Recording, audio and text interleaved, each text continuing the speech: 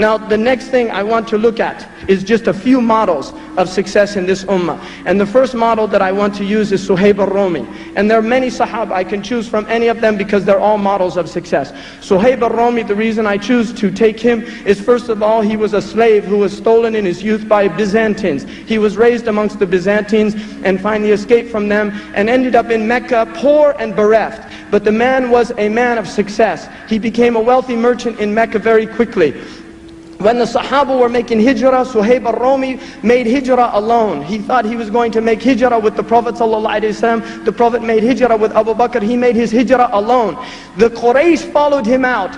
And he finally set his arrows, and he saw the Quraysh in front of him, and he said, Ya Quraysh, innakum ta'lamuna inni armakum. You know that I'm one of the best archers amongst you. And wallahi, if you come near to me, I'll throw every arrow at you and take many of you, and I'll kill many of you. But if you let me go, then I'll tell you where I hid my wealth in Mecca, and you can go and take it. And they agreed with that, and they were people, even though they were mushrikeen, they were people of wafa and not of ghadab. And so they gave him his aman, and then they went back and they took his wealth. When he got to Medina, the first thing the Prophet ﷺ said to him, Rabihat tijaratuka ya Aba Yahya. Your tijara with Allah that was successful. Your tijara with Allah was successful. Rabihat tijaratuka ya Aba Yahya. You traded dunya for akhirah, and that is what gave you your success. Rabihat tijaratuka ya Aba Yahya. Rabihat tijaratuka ya Aba Yahya. Who told him? Man anba'aka? Who told you what the Suhaib al-Rumi did in the middle of the desert? Allah subhanahu wa ta'ala. And this is the gift of Suhaib al-Rumi to this ummah. Min an-nas. From those who sell themselves, seeking only the desire of Allah, seeking only the contentment of Allah. The next successful model I want to use is a black woman who we don't even know her name, who used to sweep the masjid of the Prophet ﷺ. And when she died, this woman who these Sahaba prayed over and the Prophet ﷺ was not informed. When he saw that she wasn't in the masjid anymore, he said, "Where's that old black woman?" And they said, "She died, Ya Rasulullah." They said, "Why didn't you tell me so I could pray over her?" This is a woman whose name is not even mentioned in the books. We just know she was a black woman who used to sweep the masjid.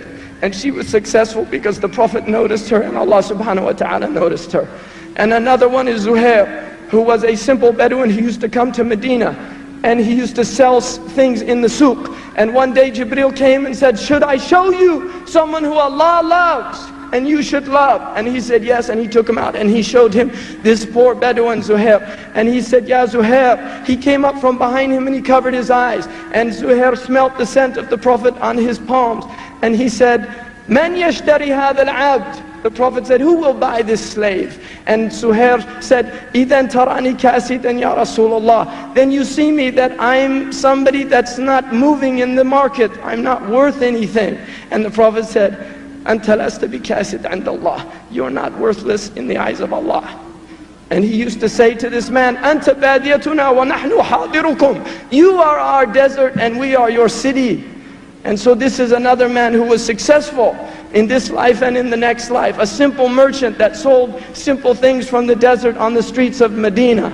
And I want to say there are many women that I could use it as examples, and I think it's important to mention one of our most successful women, and that is Aisha radiallahu anha, one of the greatest intellectuals and scholars of this ummah, who was in the house of the Prophet of Allah sallallahu alaihi wasallam, not wasting her time in frivolity, but learning and absorbing the knowledge of this deen, to the point where all of the Sahaba recognized Aisha and went to her for guidance and for fatwa.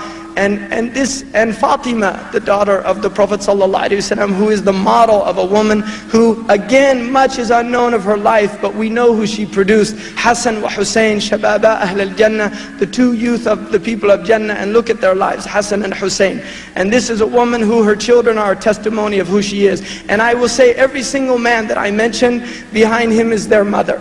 Every single man of success in this dunya and in akhirah, behind that man is the mother or the murabbiya who raised that man. And the women should recognize that we have countless women in the history of Islam whose names are unknown to us, but the works that they produced are in the children that they produced, the men and the women that they produced. And Malik ibn Anas, there is no Malik ibn Anas without Malik. There is no Malik ibn Anas without the mother of Malik, who when he went to study first, he said she used to tie the turban on my head. His mother used to tie the turban on his head. And she would say to him, خُذْ مِنْ حِلْمِ ابْنِ هُرْمُزْ قَبْلَ أَنْ تَأْخُذَ مِنْ عِلْمِهِ. Take from his forbearance before you take from his knowledge, because the woman knows the importance of forbearance. And the murdi'a, the murabbiya of the Prophet is Halima, is the woman of hilm. You see, these are the successful people.